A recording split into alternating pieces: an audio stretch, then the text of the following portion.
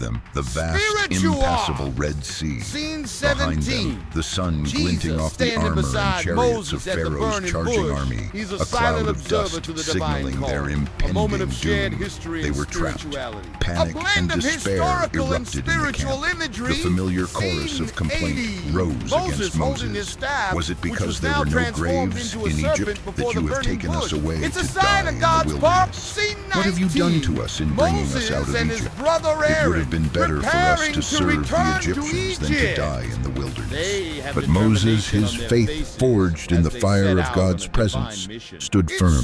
He raised his voice above the cries of panic. Fear not, stand firm and see the salvation of the Lord, which he will work for you today.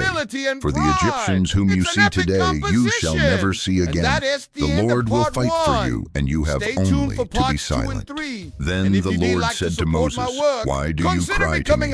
Tell the people of Israel to go forward. Lift up your staff and stretch out your hand over the sea and divide it, that the people of Israel may go through the sea on dry ground. The pillar of cloud which had been leading them moved behind them, positioning itself between the camp of Israel and the army of Egypt. It was a cloud of darkness to the Egyptians, but it gave light by night to the Israelites, so that one could not come near the other all night. Then Moses stretched out his hand over the sea, and the Lord drove the sea back by a strong east wind all night, and made the sea dry land. The waters were divided. A pathway appeared where there had been only an impassable ocean. On either side, the waters stood up like two immense glistening walls, a corridor of salvation through the heart of the deep. The children of Israel walked into the midst of the sea on dry ground. The Egyptians, blinded by their rage, pursued them. They charged with their horses, chariots, and horsemen into the middle of the sea, but their advance was thrown into chaos. The Lord clogged their chariot wheels so that they drove heavily. The soldiers panicked. Let us flee from Israel, they shouted, for the Lord fights for them against the Egyptians. As the last Israelite set foot on the opposite shore, the Lord said to Moses, stretch out your hand over the sea, that the water may come back upon the Egyptians, upon their chariots, and upon their horsemen. Moses stretched out his hand. At the break of dawn, the sea returned to its normal course. The towering walls of water collapsed, crashing down with immense force upon the pursuing army. The most powerful military machine in the world was utterly destroyed, swallowed by the sea. Not a single soldier, not a single chariot survived. As the sun rose, the Israelites stood on the far shore and saw the bodies of their once feared enemies washed up on the beach. Awe, relief, and triumphant joy swept through them. They were truly, finally free.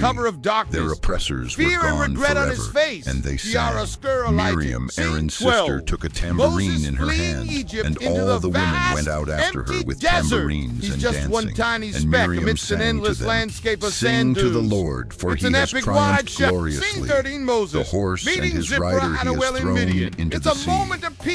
Moses and all the people of Israel joined in a song of praise, a powerful anthem of deliverance that would be sung for generations. The Lord is my strength and my song, and he has become my salvation.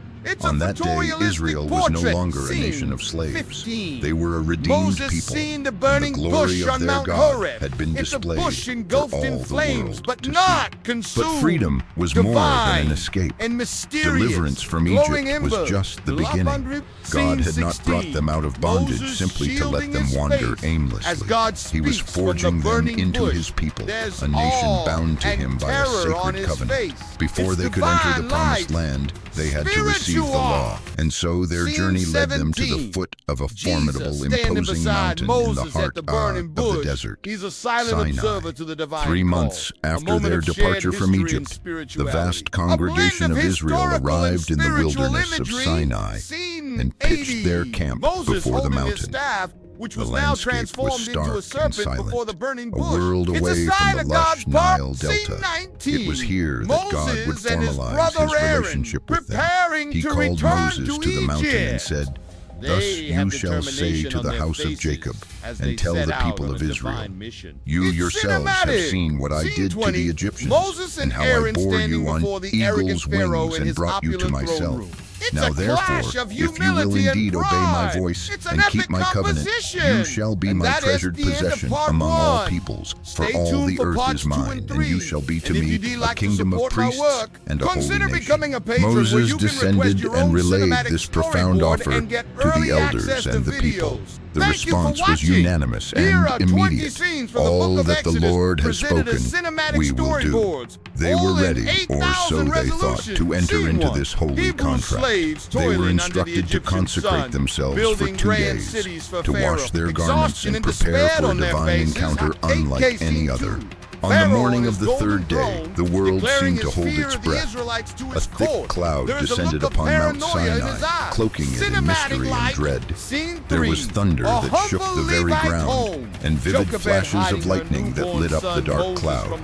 Then came the sound of a heavenly trumpet, a shofar blast that grew louder and louder, so powerful it sent waves of terror through the camp. The people trembled. The entire mountain quaked violently, and it was covered in smoke, because the Lord had descended upon it in fire. Out of the fire and the smoke, the voice of God spoke, and the earth itself seemed to listen. He proclaimed the 10 Commandments, the foundational principles of their new life as his covenant people. I am the Lord your God, who brought you out of the land of Egypt, out of the house of slavery. You shall have no other gods before me. You shall not make for yourself a carved image. You shall not bow down to them or serve them. You shall not take the name of the Lord your God in vain. Remember the Sabbath day to keep it holy. Honor your father and your mother. You shall not murder. You shall not commit adultery. You shall not steal. You shall not bear false witness against your neighbor. You shall not covet your neighbor's house or anything that is your neighbor's. The people, witnessing this terrifying display of divine power, were overwhelmed. They stood far off, their hearts pounding with a mixture of awe and fear. They pleaded with Moses, "You speak to us and we will listen, but do not let God speak to us lest we die." Moses reassured them, "Do not fear, for God has come to test you, that the fear of him may be before you, that you may not sin." God then called Moses to come up the mountain to receive the laws in their entirety, inscribed on stone tablets. Moses ascended into the cloud that covered the mountain, and he was there for 40 days and 40 nights, alone in the presence of God, receiving the detailed blueprints for a new society, civil laws, ceremonial duties, and the design for a holy sanctuary, the tabernacle, where God's presence would dwell among them. He received the 2 tablets of the testimony, tablets of stone written with the finger of God. But while Moses was on the mountain communing with the Eternal, the people below grew restless. 40 days is a long time to wait in the desert. Their faith, so bold just over a month ago, began to crumble. As for this Moses, they grumbled, the man who brought us up out of the land of Egypt, we do not know what has become of him. Their fear and impatience gave way to a catastrophic demand. They went to Aaron, the high priest, and said, "Up, make us gods who shall go before us." Aaron, in a moment of staggering weakness and poor judgment, gave in to the pressure. Take off the rings of gold that are in the ears of your wives, your sons, and your daughters, and bring them to me, he commanded. He collected the gold, melted it down, and fashioned it into the image of a golden calf, a familiar idol from their Egyptian past. He then made a shocking declaration. "These are your gods, O Israel, who brought you up out of the land of Egypt." The people went wild. They built an altar before the calf, offered sacrifices, and began a festival of unrestrained pagan revelry. They ate, drank, and danced, completely abandoning the God who had just spoken to them from the mountain of fire. On the mountain, the Lord saw their betrayal. His voice was filled with a holy wrath. Go down, for your people, whom you brought out of the land of Egypt, have corrupted themselves. They have turned aside quickly out of the way that I commanded them. Now therefore let me alone, that my wrath may burn hot against them, and I may consume them, and of you I will make a great nation. In this critical moment, Moses revealed the heart of a true leader. He did not seize the offer to become the father of a new nation. Instead, he became an intercessor for his rebellious people. O Lord, he pleaded, why does your wrath burn hot against your people? Why should the Egyptians say, with evil intent did he bring them out to kill them in the mountains? Turn from your burning anger and relent from this disaster against your people. Remember Abraham, Isaac, and Israel, your servants, to whom you swore by your own self. And the Lord relented from the disaster that he had spoken of, bringing on his people. But the sin could not go unpunished. As Moses came down the mountain carrying the sacred tablets, he saw the scene with his own eyes. The sight of the golden calf and the dancing broke his heart and ignited his own fury. He threw the tablets down at the foot of the mountain, shattering the stone covenants just as the people had shattered their spiritual one. He seized the golden calf, burned it in the fire, ground it to powder, scattered it on the water, and made the Israelites drink it, forcing them to ingest the very symbol of their sin. He then stood at the entrance of the camp and cried out, "Whoever is on the Lord's side, come to me." The sons of Levi, his own tribe, gathered around him. Following a divine command, they went through the camp and executed the main instigators of the rebellion. About 3,000 men died that day. It was a brutal, tragic day of reckoning. His heart broken for his people, Moses ascended the mountain once more to plead for them. He prayed, "Alas, this people has sinned a great sin. But now, if you will, forgive their sin. But if not, please blot me out of your book that you have written." In an extraordinary act of love, he offered his own life for theirs. God honored his plea, but affirmed that sin has consequences. He renewed his covenant with Israel, commanding Moses to cut 2 new tablets of stone. And when Moses returned from the mountain this time, his face shone with a divine radiance from having been in God's presence, so much so that he had to wear a veil. From that day forward, the Israelites were not just freed slaves. They were a nation bound by covenant, set apart for God. They were given the chance to rebuild, to create a visible center for their worship. God commanded the construction of the tabernacle, a portable sanctuary. Let them make me a sanctuary, that I may dwell in their midst, he said.